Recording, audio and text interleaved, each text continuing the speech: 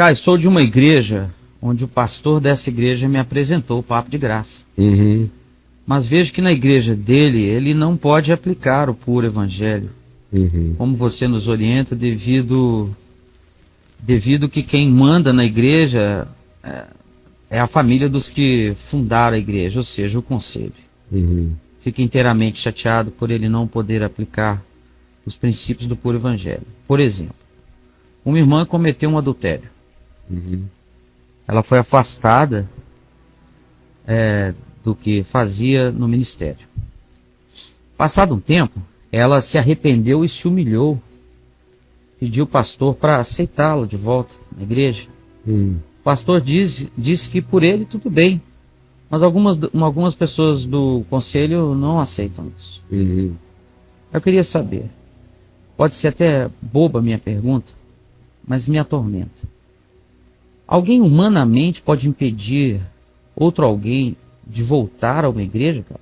Não, até porque quando alguém é igreja, ninguém sai da igreja, né?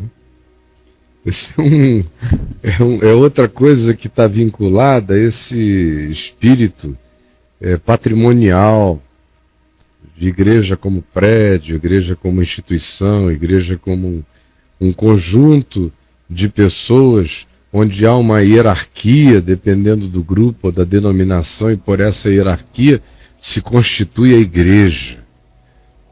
Como se fosse uma pirâmide. Aí tem aqui o pastor, ou o bispo, ou o apóstolo, depende do grupo. Aí tem as instâncias inferiores.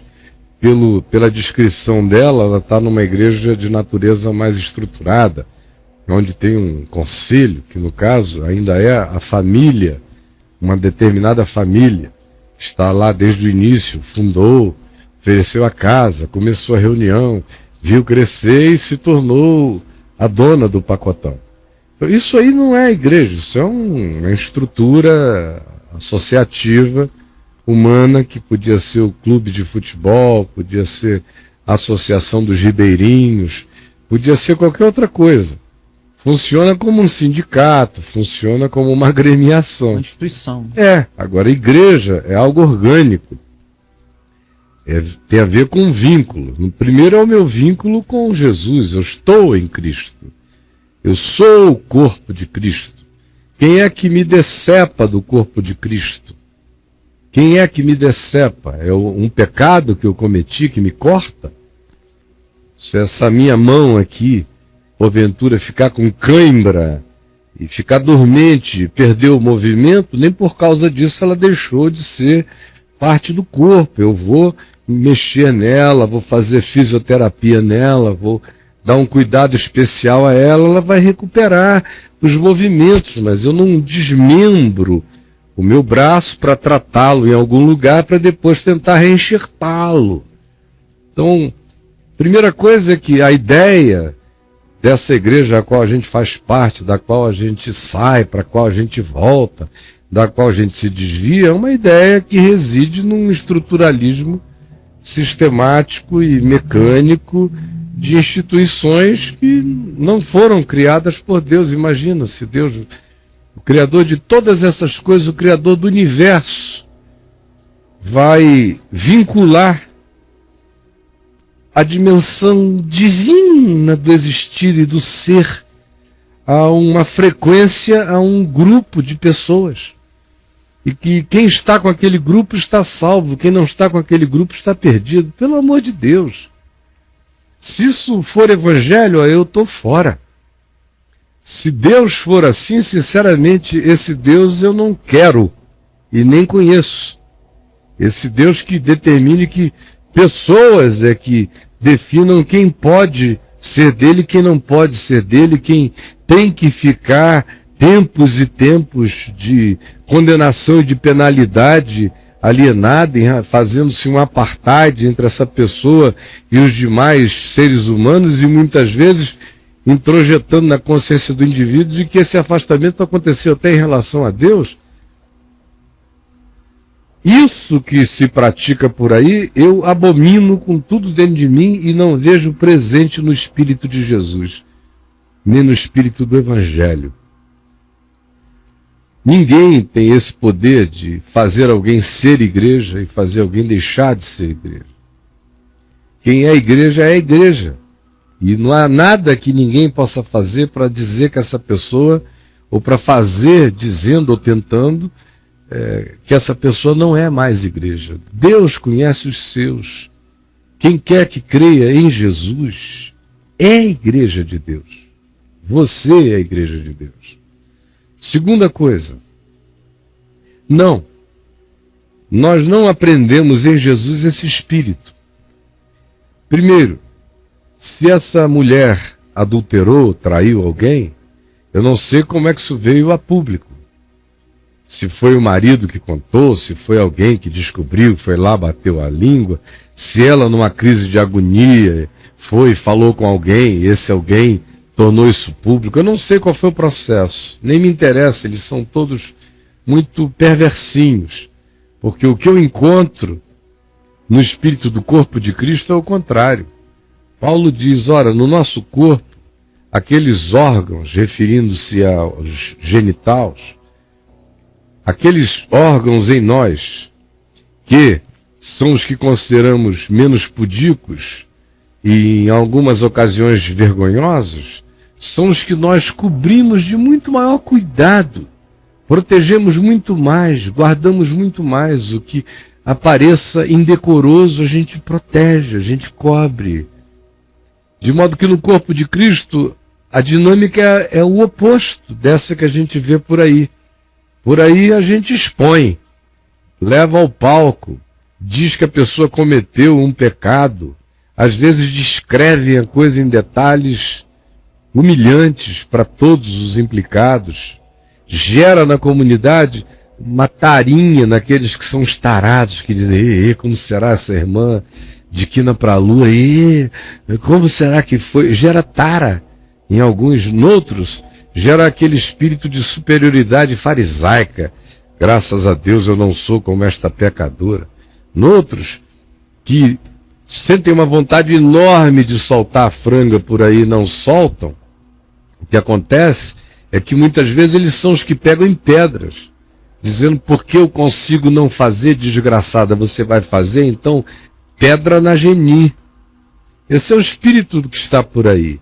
No Evangelho é tudo diferente. Quem dentre vós estiver sem pecado, seja o primeiro que lhe atire pedra.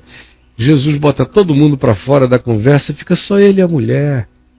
Com Jesus, essas coisas só são tratadas publicamente quando o indivíduo vem publicamente e fala sobre isso.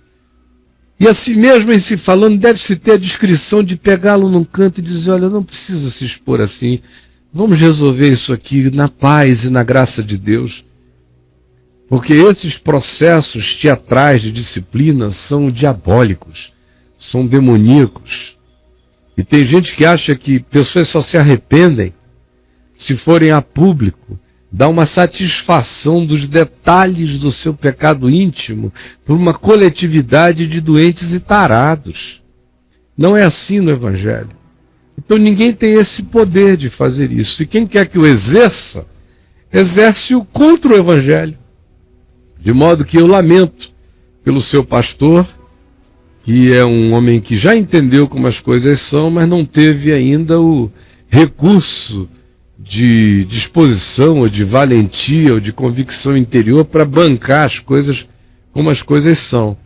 Mas não é assim que elas deveriam ser tratadas. Essa mulher deveria ter sido acolhida, protegida, o assunto dela tratado no âmbito da dimensão mais privada do coração.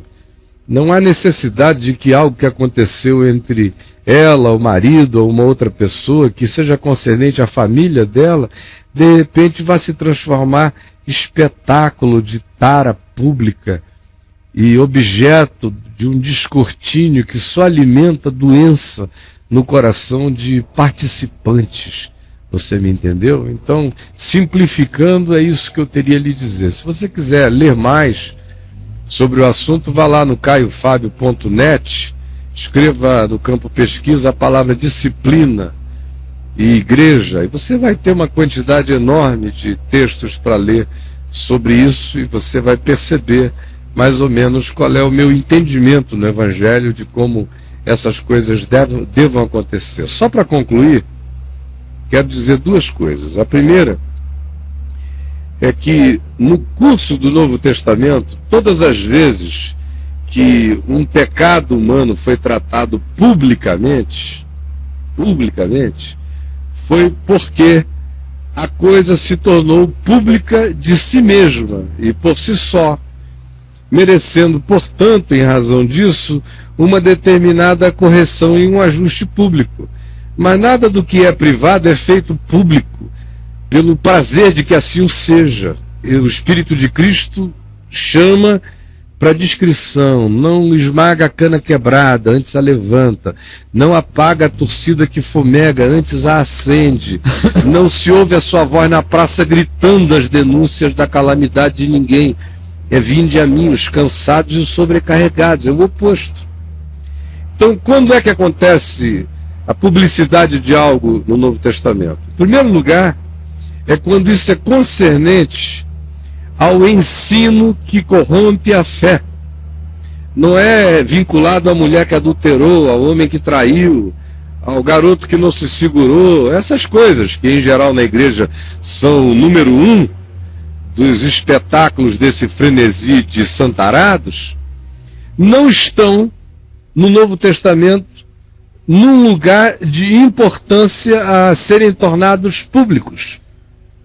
O que é importante para ser tornado público é o que Paulo menciona em 1 Timóteo, em 2 Timóteo, em Tito. É o que Jesus ensina em Mateus 23. Ora, em Mateus 23, Jesus não cita fariseus pelo nome, mas denuncia o farisaísmo e as autoridades do templo com uma veemência, descrevendo detalhadamente os seus procedimentos. Por quê? Porque eram procedimentos que ensinavam e desencaminhavam milhares e milhares de pessoas. Isso precisa ser dito publicamente. Pessoalmente e publicamente, ou seja, quando o nome de alguém é mencionado publicamente, é pela mesma razão. Como Paulo, que denuncia Himeneu e Fileto como pessoas que estavam corrompendo a fé como um câncer, ensinando perversões do Evangelho, ele os denuncia pelo nome, porque se tratava de algo que em si mesmo carregava a semente da corrupção pública, que era o ensino distorcido. Esse é o aspecto que você encontra no Novo Testamento sendo o único que valida esse tipo de disciplina pública, de exortação pública, como Paulo fez com Pedro, e a gente vê lá em Gálatas, como Paulo teve a coragem de levantar-se publicamente e repreender Pedro, dizendo: você está agindo contra a graça de Deus aqui. E eu não posso aceitar que essas pessoas que são ensinadas por nós vejam essa incoerência. Leia lá Gálatas, do capítulo 2 em diante, é Paulo falando com Pedro, na presença de irmãos, aquele capítulo 2 inteiro. Então, esse é o caso.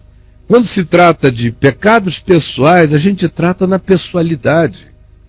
E a pessoa tem que ser alguém que busque a ajuda. A gente também não sai se metendo só porque soube que uma irmãzinha ou deu bandeira, foi vista com alguém. A gente ora, a gente espera. Deus é Deus dela também. A gente continua ensinando a palavra e sabendo que o Espírito vai falar com ela quando quiser falar, e ela vai nos procurar ou vai tomar as medidas que sejam necessárias, porque Deus é Deus dela também. O que passa disso, minha amiga, é sempre um intervencionismo humano perverso. É o espírito da religião, das inquisições, das fogueiras, dos apedrejamentos, das maldades, que não tem lugar, não tem que ter lugar no nosso coração, porque não encontram amparo no Evangelho, entendeu?